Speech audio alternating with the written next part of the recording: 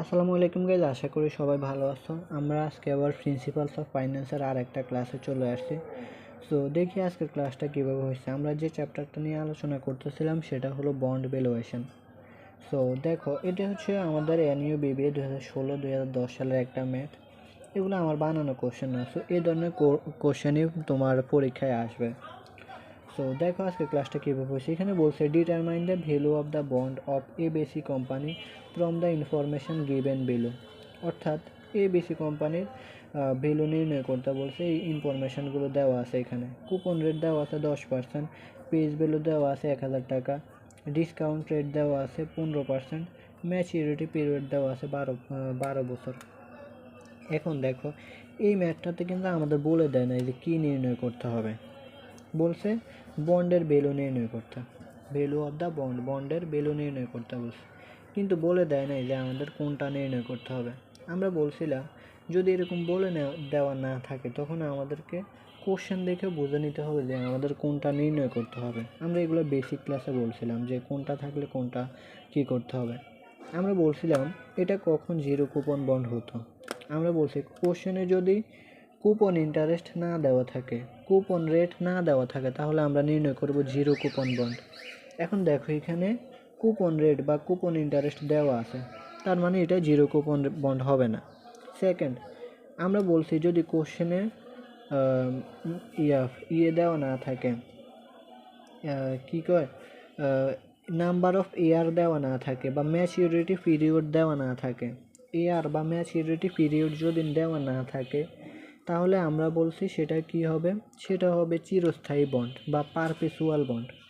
হ্যাঁ, perpetual bond হবে। কিন্তু দেখা যাচ্ছে এখানে ম্যাচিউরিটি পিরিয়ড বা ইয়ার দেওয়া আছে 12 বছর, তাহলে এটা আমাদের পারপেচুয়াল বন্ড হবে না। তাহলে 3 নম্বরে আর আমাদের একটাই আছে, সেটা হলো কুপন বন্ড। কুপন বন্ডে আমাদের সব কিছুই থাকবে। ক্লিয়ার? বন্ডের ভ্যালু নির্ণয় করতে বা মূল্য নির্ধারণের 3টা পদ্ধতি আমরা বলছি। 3টা পদ্ধতি, 2টা পদ্ধতি এখানে আসবে না। তাহলে 3 নম্বর একটা পদ্ধতি হলো, সেটা হলো কুপন বন্ড। সো এভাবে এগুলো দেখে আমাদেরকে নির্ধারণ করতে হবে। তাহলে এখন আসি কুপন বন্ডের সূত্র আমাদের জানতে হবে। কুপন বন্ডের সূত্রকে CI into 1 - 1 divided by 1 plus R whole to the power n divided by R plus MB divided by 1 plus R whole to the power n। এটা হচ্ছে আমাদের কুপন বন্ডের সূত্র। আমরা আগের ক্লাসগুলোতে হয়তো বা এই আরটা আমরা CI এর নিচে লিখছিলাম। হ্যাঁ, সো এই আরটা যদি তুমি এখানেও লেখো তারপরেও কোনো সমস্যা নেই, আবার এখানে লিখলেও কোনো সমস্যা নেই। দিন শেষে তোমার যেভাবে মনে থাকলে সুবিধা হবে তুমি সেভাবে মান বসাবা। হয় CI নিচে লিখবা, আর না হয় এখানে পুরাটা নিচে আর দেবা, এক জায়গায় দেবা, লাস্ট তোমার যেখানে সুবিধা হয় সেখানে দেবা। যেখানে তুমি লিখলে তোমার মনে থাকবে সেখানে দিবা। ওকে, আর এখানে হচ্ছে MB divided by 1 plus R whole to the power n। এখন আমরা এগুলো মান বসাবো। কোনটা দেওয়া আছে? কুপন রেট দেওয়া আছে 10%। আমরা বলছি কুপন রেট, এই যে কুপন ইন্টারেস্ট, এটা কিসের উপর ধরতে হয়? পেজ ভ্যালুর উপর ধরতে হয়। পেজ ভ্যালু কত? 1000 টাকা। তাহলে 1000-এর উপর 10% করো। 1000-এর উপর 10% করলে 100 টাকা। ওকে, তাহলে এখানে বসা তোমরা 100 টাকা, 100 টাকা বসালাম। এরপরে 1 - 1 divided by 1 plus R whole to the power n। এখানে আমাদের আর লাগবে আর n লাগবে। তাহলে আর কত? আর মনে রাখবা, আর আরেক নাম হলো ডিসকাউন্ট রেট 15%। আর আরেক নাম ডিসকাউন্ট রেট, আরেক নাম হচ্ছে ইয়েল্ড, YIELD, ইয়েল্ড। আরেক নাম হচ্ছে রিকোয়ার্ড রেট।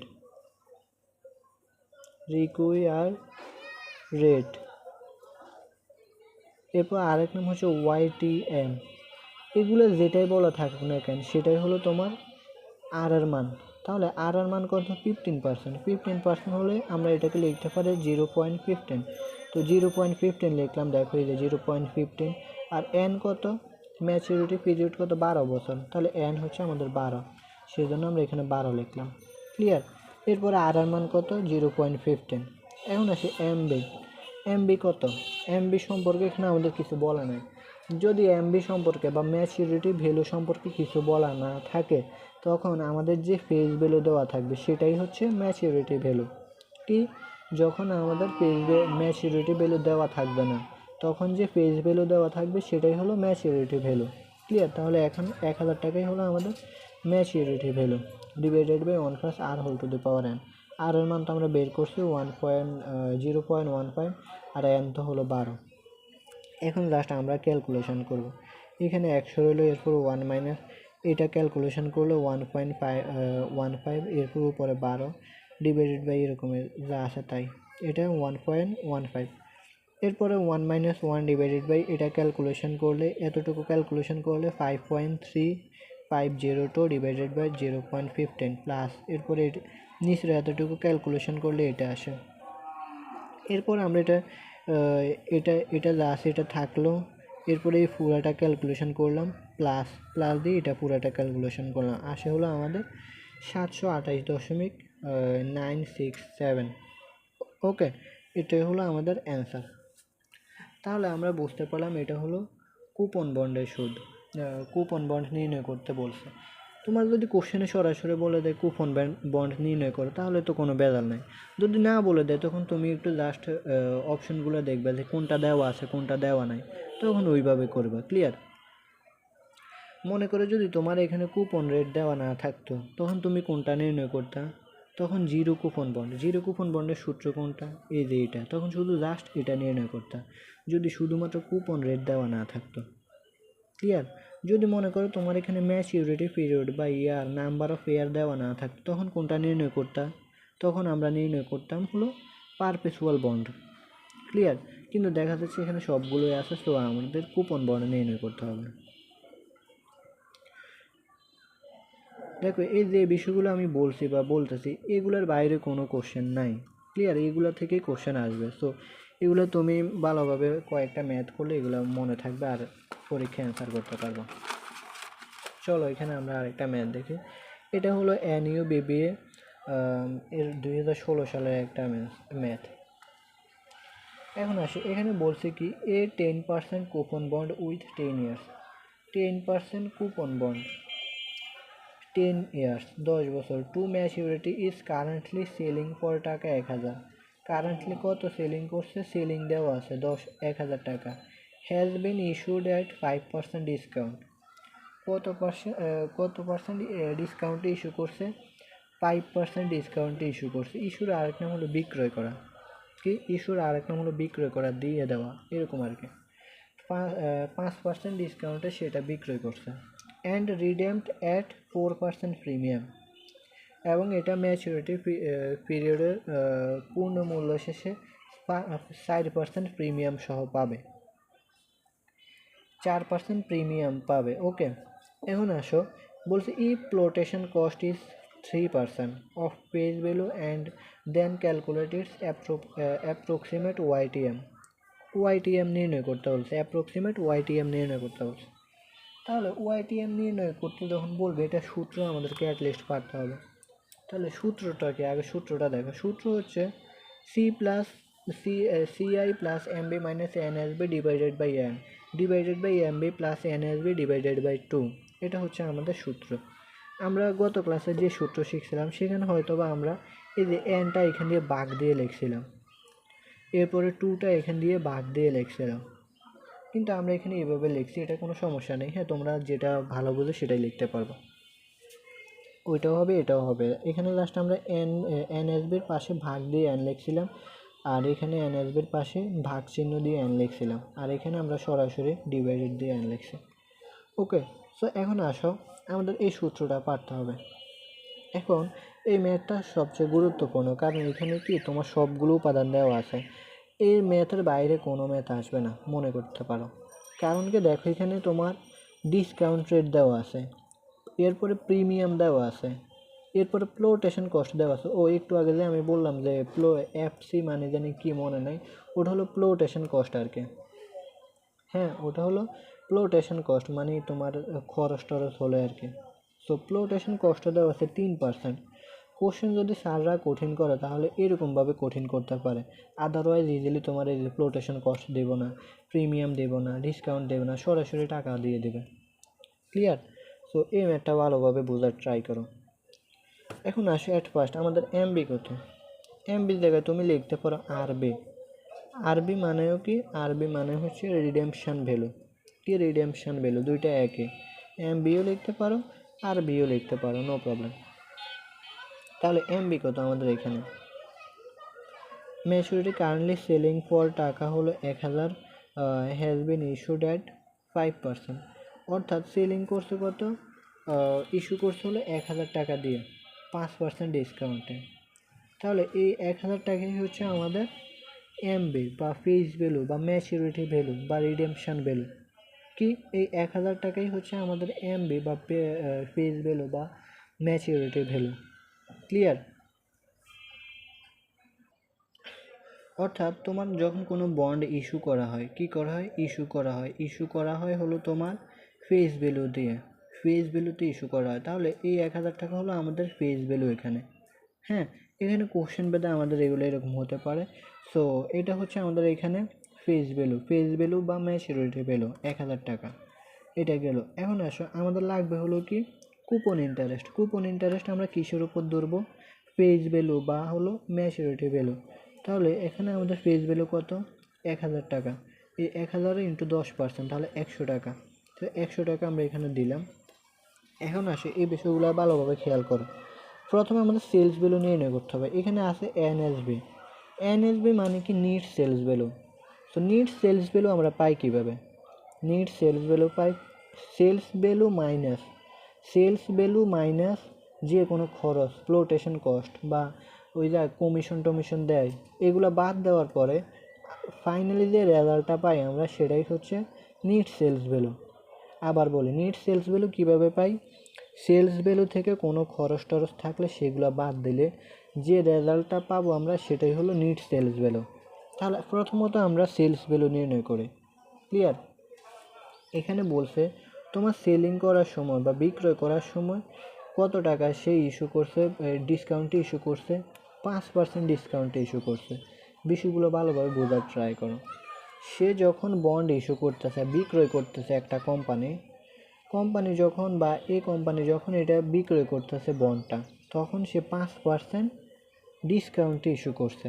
তাহলে এই 5% কার সাথে সম্পর্কিত? বিক্রয়ের সাথে, ইস্যুর সাথে। ইস্যু মানে কি? বিক্রয় করা। ইস্যুর সাথে সম্পর্কিত।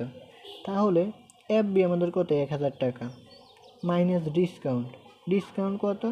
ডিসকাউন্ট হলো 5%। এই ডিসকাউন্ট কিসের উপর ধরবো? ফেস ভ্যালুর উপর ধরবো। তো 1000 ইন্টু 5% করলে কত হয়? 50 টাকা। হ্যাঁ, 1000 ইন্টু 5% করলে 50 টাকা। তাহলে 1000 মাইনাস 50, তাহলে আমাদের সেলস ভ্যালু কত? 950 টাকা। ভালোভাবে বোঝার ট্রাই করো। 950 টাকা আমাদের তাহলে সেলস ভ্যালু পাইলাম আমরা। এখন নিট সেলস ভ্যালু কীভাবে পাবো? দেখো, এখন আমাদের এখানে ফ্লোটেশন কস্ট দেওয়া আছে। এটা হলো একটা খরচ। অর্থাৎ বিক্রয় করতে যে খরচ টরচ হয় সেটাই আর কি। যখন তুমি একটা শেয়ার ইস্যু করবা বা বিক্রয় করবা, তখন এগুলো মধ্যস্বত্বভোগী বিভিন্ন থাকতে পারে। তো এরকম বিভিন্ন খরচ আছে বা কমিশন দেওয়া লাগে। এটাই হলো মূলত ফ্লোটেশন কস্ট, এগুলোকে বলা হয়।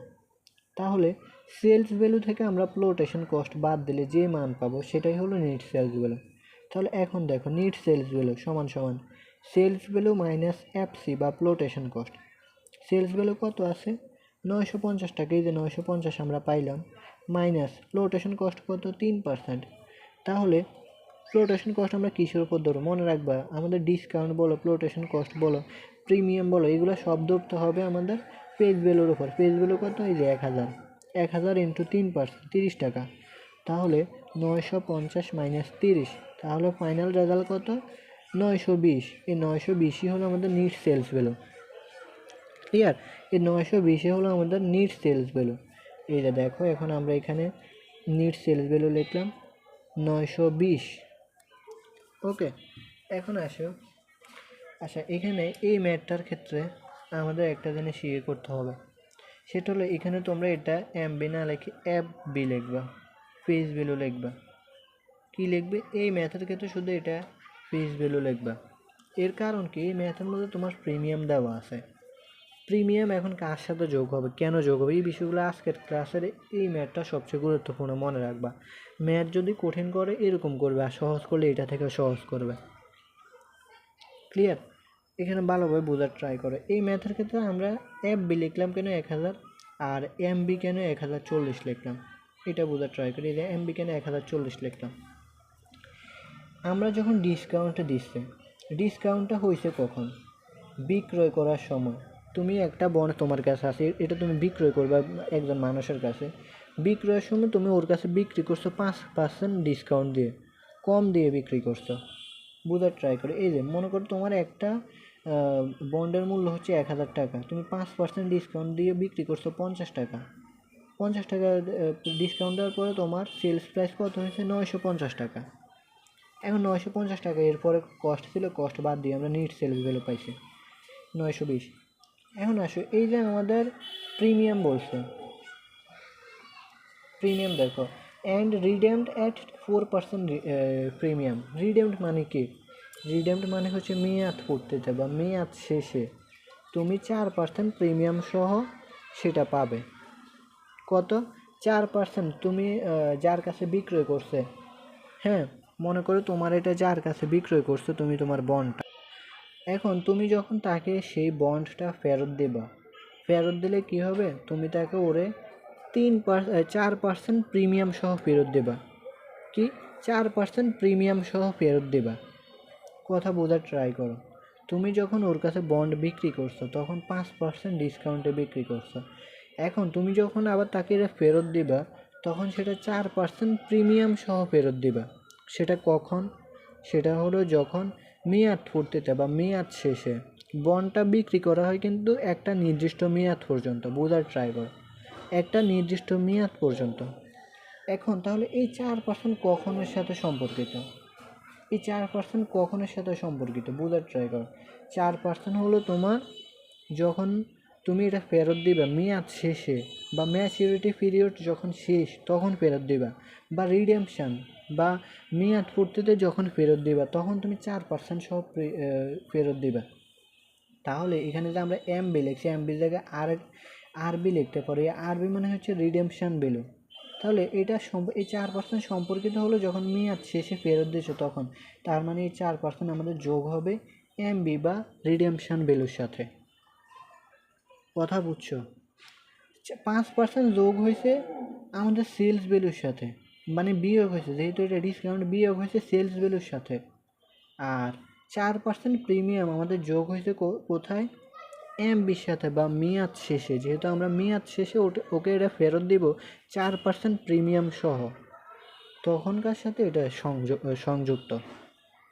সেই জন্য আমরা এই এমবি বা আরবির সাথে আমরা প্রিমিয়ামটা যোগ করছি। তাহলে এমবি সমান সমান এফবি, এফবি হলো 1000, আর প্রিমিয়াম কত? 1000 ইন্টু 4%, 40 টাকা। তাহলে 1040। দেখছো এফবি এমবি আমরা এখন কীভাবে বের করব? এফবি ফেস ভ্যালু যোগ আর প্রিমিয়াম 1000 ইন্টু 4%, তাহলে কত? 4% করলে 40, তাহলে 1040। 1000 যোগ 40, 1040। ওকে, তাহলে আমাদের এমবি কত? 1040 আমরা পাইছি, এই যে 1040। আর নিট সেলস ভ্যালু কত পাইছি? 920, এই যে 920। আর নাম্বার অফ ইয়ার কত? ইয়ার হচ্ছে আমাদের 10 বছর, এই যে 10 বছর। এরপরে আসো, এখানে তো যা আছে নিচেরটাতে জাস্ট এখানে প্লাস হবে, আর মান তো আমরা পেয়ে গেছি। এমবি হলো 1040, এরপরে এনএসবি হলো 920 আর ভাগ 2। এখন ক্যালকুলেশন করলে আমাদের আসবে হলো 11.43%। ক্লিয়ার? এখন কত আসলে আমাদের? 11.43%। এখন আমরা এখানে আসো কেন এমবি না লিখে এখানে এফবিএ লিখলাম এই ম্যাথের ক্ষেত্রে, শুধু 1000-এর ক্ষেত্রে? কারণ এখানে আমাদের প্রিমিয়াম দেওয়া আছে, যেহেতু এমবিতে আমাদের প্রিমিয়াম যোগ করা লাগবে। আমাদের যেহেতু চেঞ্জ হবে লাস্টে গিয়ে, পরিশোধের সময় টাকাটা চেঞ্জ হবে, সেই জন্য আমাদের এখানে এমবি এখানে চেঞ্জ হয়ে 1040 হয়েছে। যদি এখানে প্রিমিয়াম না থাকতো তাহলে আমাদের পরিশোধের সময়ও 1000 টাকাই থাকতো। আশা করছি তোমরা এটা বুঝতে পারছো। আমি আবার একটু ক্লিয়ার করি, এবার মাথা ঠান্ডা করে বোঝার ট্রাই করো একদম ক্লিয়ারলি। তোমার এই যে 5% ডিসকাউন্ট দিয়েছে, বুঝে একটা কোম্পানি, মনে করো একটা কোম্পানি তাদের বন্ড বিক্রি করে টাকা কালেকশন করবে, টাকা লাগবে তাদের, যেহেতু টাকা লাগবে তারা টাকা কালেকশন করবে বন্ড বিক্রি করে। এখন বন্ড বিক্রি করা একটা নির্দিষ্ট সময়ের জন্য, মনে করো 1 বছর। এখানে কয় বছর? আমরা এটার দড়িয়ে করে 10 বছর। 10 বছরের জন্য সে বিক্রি করবে, 10 বছর পরে তাকে আবার তার বন্ড ও ফেরত নিয়ে ওর টাকা ওরে ফেরত দেবে। বোঝার ট্রাই করো। তাহলে এখন যখন সে বন্ড বিক্রি করতেছে সেল করতেছে বা ইস্যু করতেছে তখন সে 5% ডিসকাউন্টে ইস্যু করতেছে। বন্ডের ফেস ভ্যালু হলো 1000 টাকা, ফেস ভ্যালু কত 1000 টাকা, সে 5% ডিসকাউন্টে 950 টাকা দিয়ে বিক্রি করতেছে। হ্যাঁ, ওর ফেস ভ্যালু হলো বন্ডের মূল্য 1000 টাকা, সে ডিসকাউন্ট দিয়ে 950 টাকা দিয়ে বিক্রি করতেছে 10 বছরের জন্য। কিন্তু 10 বছর পরে এখন ও যে কিনতেছে ওরে কি লাভ দেবে না? ওর যেহেতু লাভ দেবে, কত লাভ দেবে? 4% লাভ দেবে। 4% লাভ দেবে। প্রিমিয়াম মানে কি তোমার অধিকার বা লাভ। 4% লাভে সে এটা দিবে, বলছে যে তুমি আমার থেকে এটা কিনো, আমি 5% ডিসকাউন্টে দিব। আর তো 5% ডিসকাউন্ট হলো বিক্রয়ের সময়, আর তোমাকে যখন আমি টাকা পরিশোধ করবো তখন তোমাকে 4% প্রিমিয়াম সহ পরিশোধ করবো। তাহলে এই 4% প্রিমিয়াম কার সাথে সম্পর্কিত? পরিশোধের সময় পরিশোধ করবে যখন, তখন পরিশোধ মানে কি ম্যাচিউরিটি ভ্যালু বা মেয়াদ পড়তে যায় বা মেয়াদ শেষে, রিডেমশন ভ্যালু বা মেয়াদ শেষে। ক্লিয়ার? সো যেহেতু রিডেমশন ভ্যালু বা মেয়াদ শেষের সাথে সম্পর্কিত, সেই জন্য এই 4% আমাদের যোগ হবে এমবি বা আরবি এর সাথে, আর এই 5% যোগ হবে বা বিয়োগ হবে আমাদের সেলস ভ্যালুর সাথে। ক্লিয়ার? এটাই হলো আমাদের এই ম্যাথের সবচেয়ে চ্যালেঞ্জিং একটা টপিক।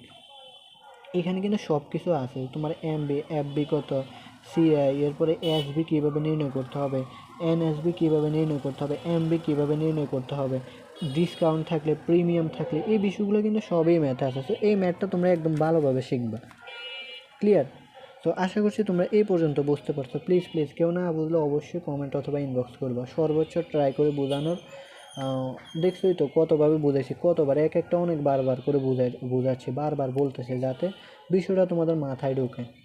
ক্লিয়ার? তো আশা করছি তোমরা এটা বুঝতে পারছো। এখন চলো আমরা আরেকটা ম্যাথ দেখি।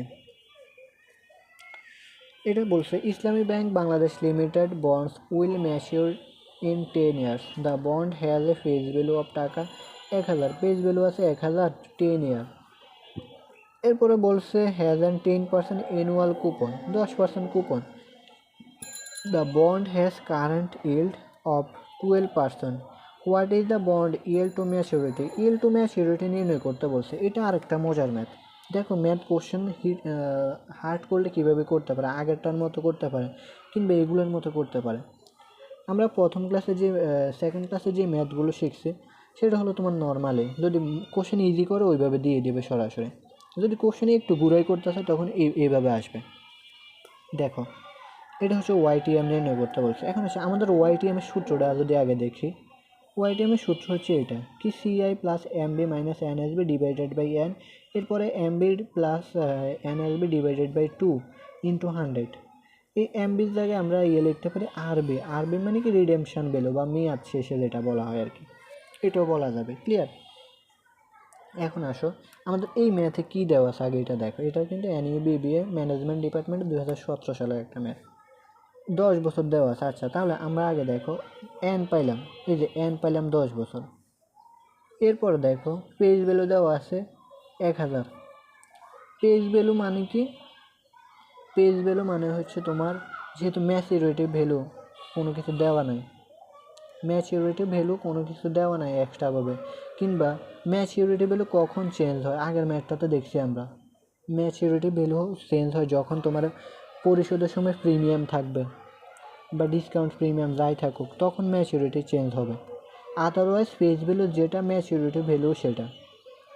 অর্থাৎ তোমার একটা ফেজ বন্ড তুমি বিক্রি করছো 1000 টাকা দিয়ে, তুমি 5% ডিসকাউন্টে বিক্রি করছো বা কোনো ডিসকাউন্ট দেয়নি, মেয়াদ শেষে তুমি ওর ওই 1000 টাকায় ফেরত দিবা। সেজন্য ফেস ভ্যালু যে কথা, ম্যাচিউরিটি ভ্যালু সেই কথা। যখন তুমি মেয়াদ শেষে ওরে কোনো প্রিমিয়াম সহ ফেরত দেবা, কোনো টাকা দিবে এক্সট্রা, তখন সেটা যোগ হয়ে ম্যাচিউরিটি ভ্যালু চেঞ্জ হয়, তখনই চেঞ্জ হয়। আদারওয়াইজ ফেস ভ্যালু যা, ম্যাচিউরিটি ভ্যালু তা। ওকে, তাহলে এখন আসো আমরা এমবিও পেয়ে গেলাম, এফবি, যেহেতু এখানে কোনো প্রিমিয়াম টিমিয়াম ডিসকাউন্ট এমন কিছু নাই, ইজি ম্যাথ।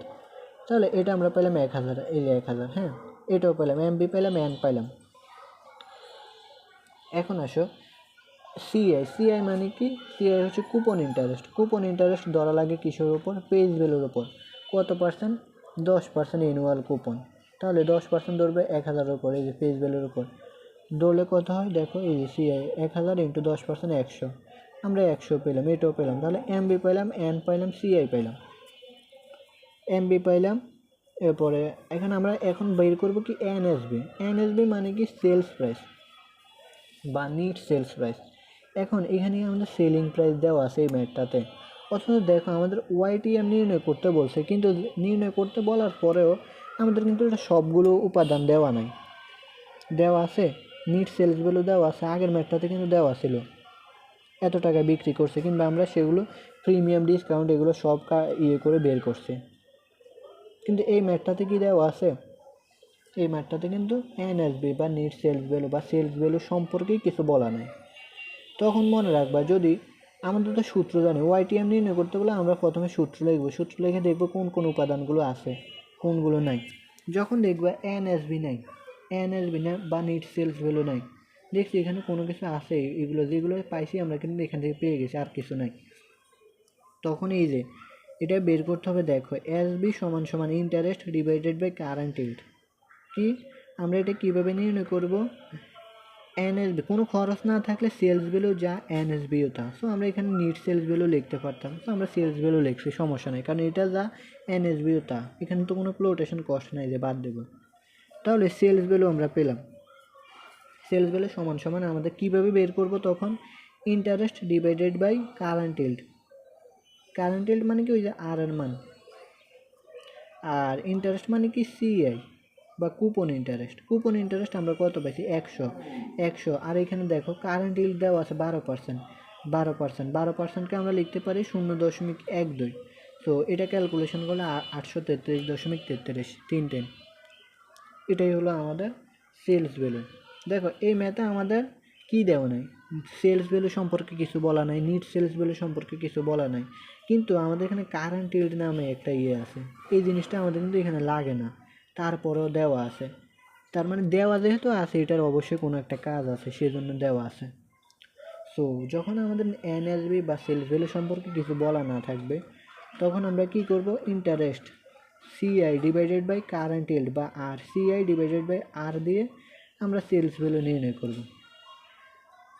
ওকে, তাহলে আমরা পেয়ে যাব হলো 833.33। তারপরে এখন দেখো, এখন কিন্তু আমাদের সব কিছু সম্পন্ন, এখন আর কোনো কিছু বাদ নাই। ওকে, এখন তোমরা জাস্ট দেখো, এই যে সিআই কত আমরা পাইছি 100, এই যে 100 বসালাম। এমবি কত পাইছি 1000 বসালাম। এরপরে দেখো এনএসবি বা নিট সেলস ভ্যালু কত, যেহেতু এখানে মনে করো আমরা এটা বের করছি, এখন আমাদের এখানে ফ্লোটেশন কস্ট দেওয়া ছিল, মনে করো কস্ট দেওয়া থাকলে আমরা তখন কি করতাম, এই যে 833 থেকে সে ফ্লোটেশন কস্টটা বাদ দিলে আমরা নিট সেলস ভ্যালু পাইতাম। কিন্তু যেহেতু আমাদের কোনো কস্ট দেওয়া নাই, সো যেটাই সেলস ভ্যালু সেটাই নিট সেলস ভ্যালু। 833.33 বসালাম। এরপরে এন কত 10 বছর। এরপরে ডিভাইডেড বাই এমবি হলো 1000, এরপরে এনএসবি হলো 833, এখানে যোগ ডিভাইডেড বাই 2, এরপরে ক্যালকুলেশন করলে 12.73%। ক্লিয়ার? তো এটাই হলো আমাদের অ্যান্সার। আমরা এখানে আবার বলে দিচ্ছি, যদি সেলিং ভ্যালু দেওয়া না থাকে বা সেলিং প্রাইস দেওয়া না থাকে, ইয়ার্ড দেওয়া থাকে, তাহলে কুপন ইন্টারেস্টকে ইয়ার দিয়ে ভাগ দিব বা আর দিয়ে ভাগ দেব, অর্থাৎ CI coupon interest divided by current yield সমান সমান যে মান আসবে সেটাই। আর এটাই হলো সেলস ভ্যালু বা নেট সেলস ভ্যালু। ক্লিয়ার? এটা আমরা এখানে আবার বলে দিলাম। সো আশা করছি তোমরা আজকের ক্লাসটা বুঝতে পারছো। আজকের ক্লাসটাই বলতে পারো আমাদের এই বন্ড চ্যাপ্টারের সবচেয়ে গুরুত্বপূর্ণ ক্লাস বা লেকচার, কারণ এখানে আমরা অনেকগুলো বিষয় শিখছি। ম্যাথ যদি হার্ড করে, একটু গুড়াই করতে চায়, তখন এইভাবে করবে, আর ইজিলি করলে আমাদের সেকেন্ড ক্লাসে আমরা যে ম্যাথ করছি ওইভাবে আসবে। ক্লিয়ার? সো আশা করছি তোমরা সবাই বুঝতে পারছো। এরপরে যদি কেউ না বুঝতে পারো, অবশ্যই কমেন্ট অথবা ইনবক্স করবা। ধন্যবাদ সবাইকে।